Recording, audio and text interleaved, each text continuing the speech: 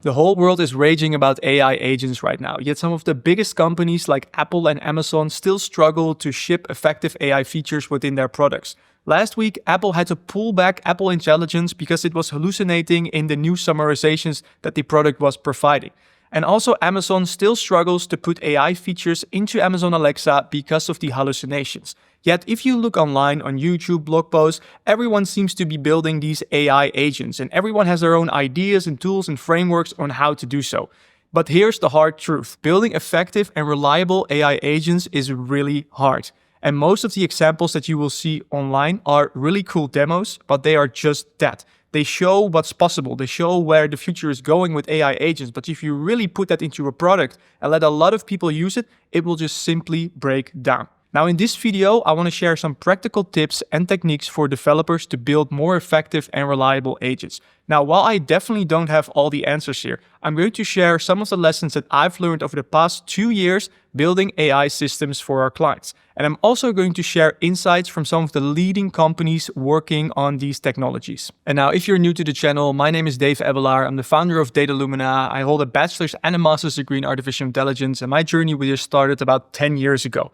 And for the past 6 years, I've been building custom data and AI solutions for my clients. And next to that, I also run a community with over 100 freelance data and AI developers. And I make these videos to help you level up and become a better engineer. So perhaps eventually you might want to join us. All right, so let's first talk about what AI agents actually are. Because before we can build them, we first need to all be on the same page about what they are, right? And depending on who you ask, you are going to get a very different answer most of the time. And that is because a lot of people have different ideas about what they are. And if right now you'll search for how to build AI agents online, you'll find some tutorials. Almost all of the tutorials that you'll find where they talk about AI agents, what they simply mean is you have some piece of software, you have some operations where at some point you're going to make an API call to a large language model.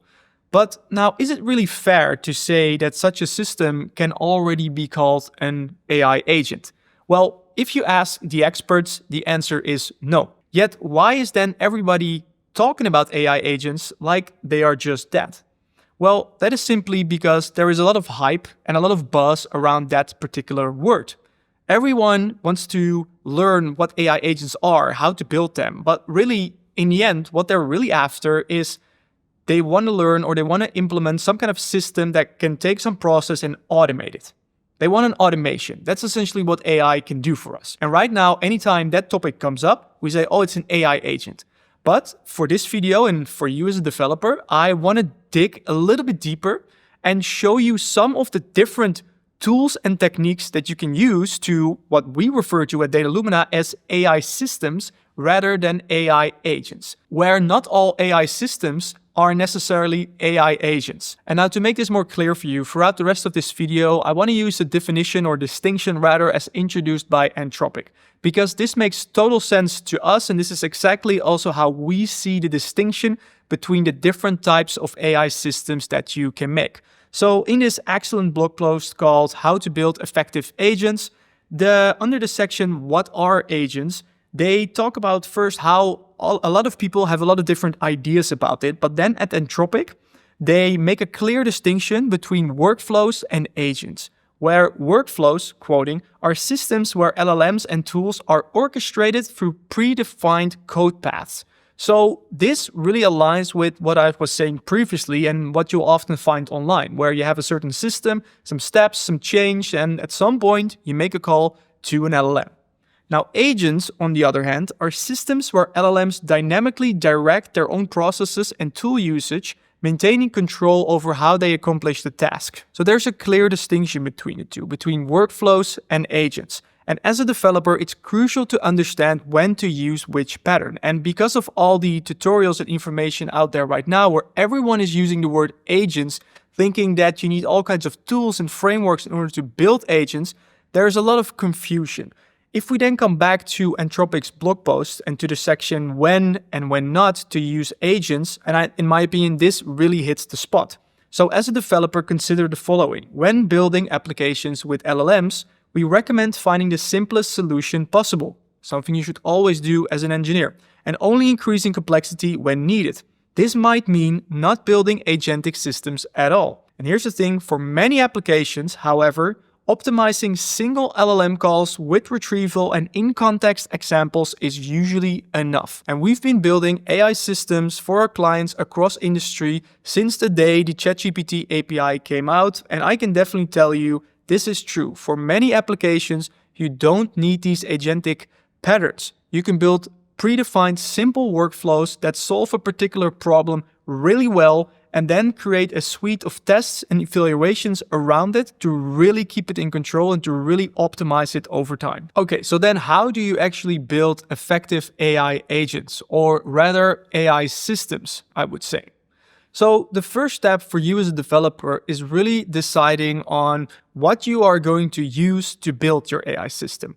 Now, if you have coding skills, you probably want to use something like Python or TypeScript or even JavaScript. And if you don't have coding skills, you probably want to look at something like Make.com, N8N, or Flowwise. And it doesn't really matter what tool you use, like if you do full coding or use these workflow builders, which they are essentially are. In both cases, you can build reliable systems. It's much more about the underlying patterns that you use to control the flow of your application and your data.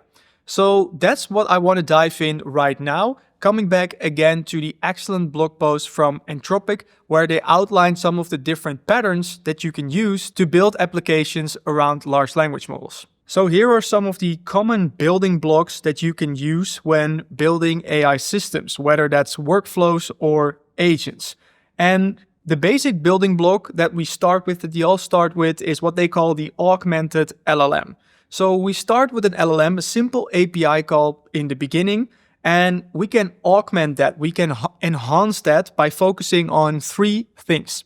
The first one is retrieval, then we have tools, and then we have memory. Starting with retrieval, this is where your AI system pulls information from a different source, typically a database or a vector database, and makes that available within the context of the large language model. Now, in practice, typically this is done through retrieval augmented generation, or RAG for short, using a vector database where you perform a similarity search on. People often compare this to giving your LLM application long-term memory, because you can essentially offload all of the relevant context that you need to a vector database, and whenever the LLM needs it, you can try to retrieve it. And I'm saying try because with retrieval augmented generation, or RAG, you never truly know what you're going to get back, especially as the scale of your database grows. So the second augmentation of LLMs is what they call tools.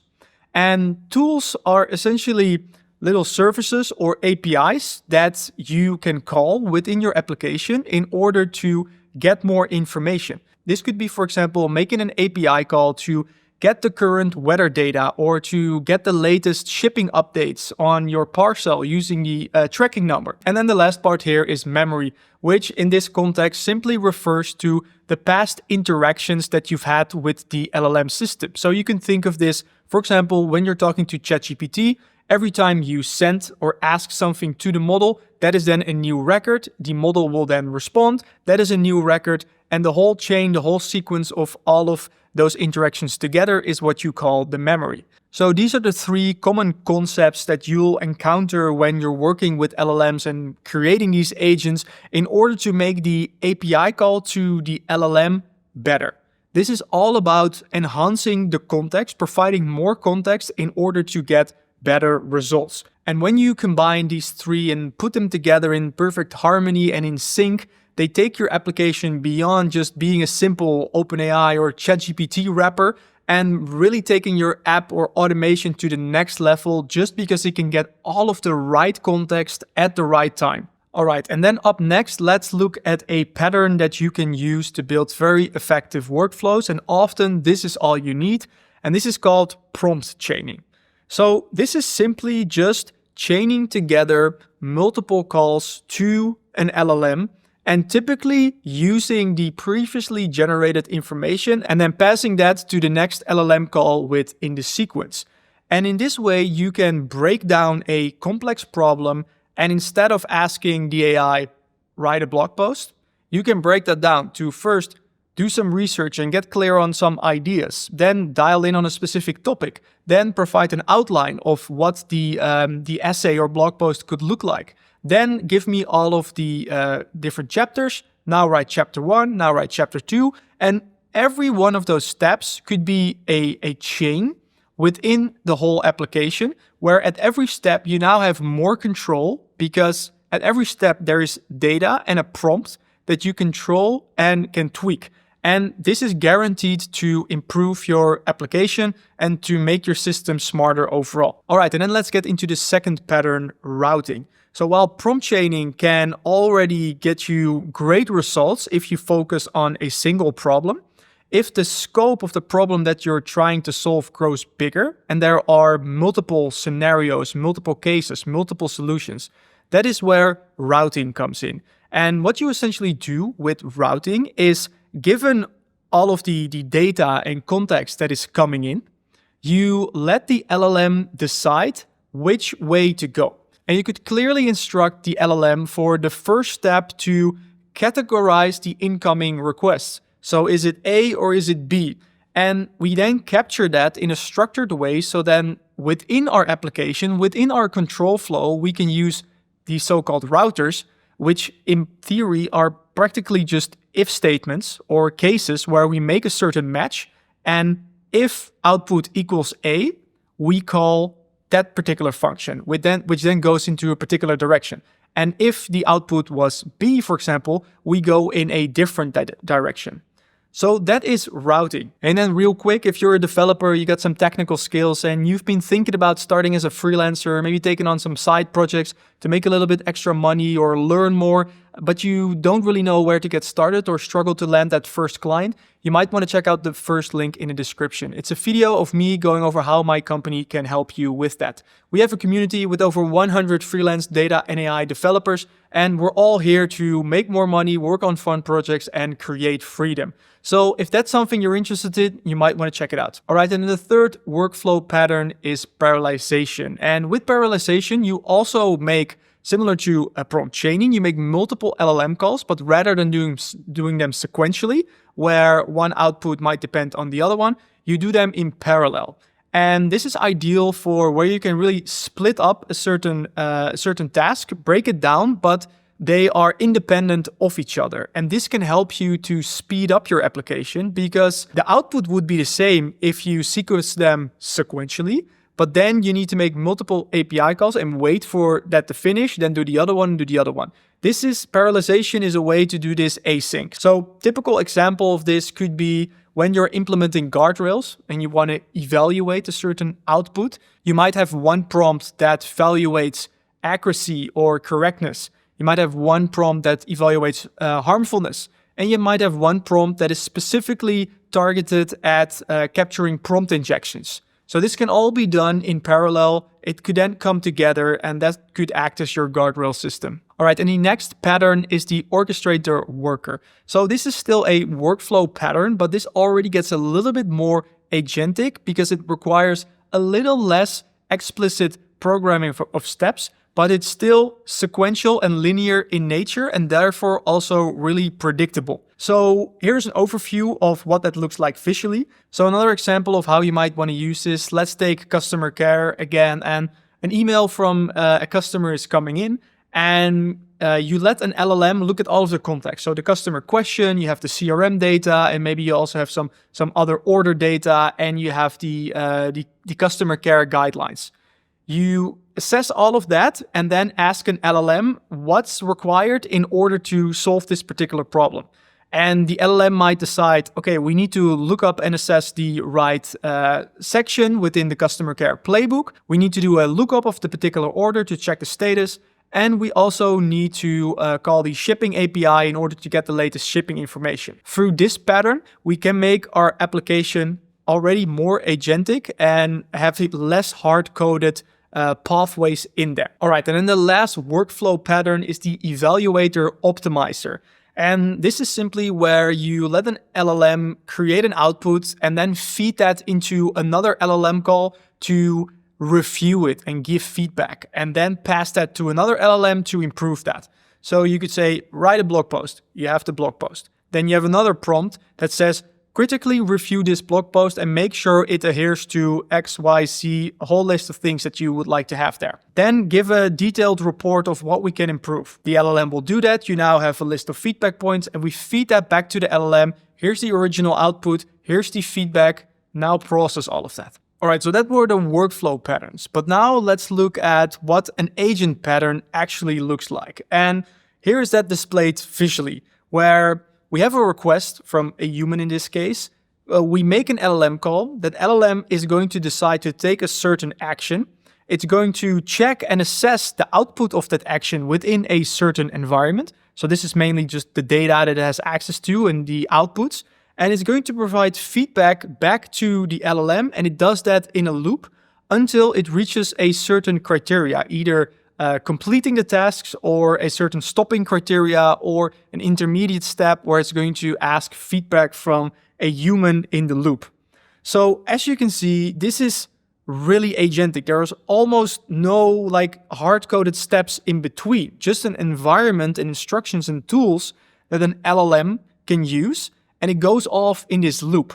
And that is one of the key distinctions compared to all of the other patterns that we've described, where a workflow has clearly a start point and an end point. Whereas with a true agent system, we don't know. All that we know is that we have given it specific instructions to operate within a certain environment to reach a specific goal. But if it's going to do that on the first try, on the second try, on the 100th try, or never, because it just keeps iterating stuck in a loop, we don't know yet. And with this specific pattern, agents can really handle sophisticated tasks, but the implementation is often very straightforward. We don't have to go to the drawing board and draw out a huge diagram or workflow. We just give it a set of instructions and rules. And they are typically just LLMs using tools based on environmental feedback in a loop. And so while these agents in this pattern is actually pretty straightforward to implement, getting reliable results from them is really hard and something that everyone is trying to figure out right now. And for most problems, again, I want to stress this, for most problems, you don't need a pattern like this and you don't want it. You want far more control. You want to start really small and work your way up, building confidence within the system. And I think the best example of this was Devin, the AI software engineer that got a lot of hype, I think already half a year ago, and that you can now rent it or buy it as a junior engineer for your team. It's pretty pricey. And based on what I've seen so far and people that have actually worked with it, the results are pretty shit. So I saw one example where out of 20 tasks that they would try, I think only 4 or so would work. And Devin is a perfect example of a true AI agent where you as a human give it a task, you give it a goal, let's say code this application or solve this bug, and it will go off on itself. And it will start to work in loops and it's going to perform unit tests, try to run your code, try to build, see if it runs, looks at the errors and then tries to correct those errors over and over again. So that's a true agentic system, but it doesn't work yet because it's really hard to pull off properly. So those are the core patterns that you can use as a developer to build your AI systems. And it doesn't really matter which tool or framework or platform you're using, whether that's pure Python or make.com. Almost all of these patterns can be implemented. And really the key here is to start as simple as possible and build up the complexity over time, only when that's necessary. And now to conclude this video, I want to give you some final tips next to these core patterns that you should understand. That was really the main message of this video, to dive a little bit deeper and understand the differences. And now the first one we already covered, but I want to state it one more time. Be very careful with agent frameworks.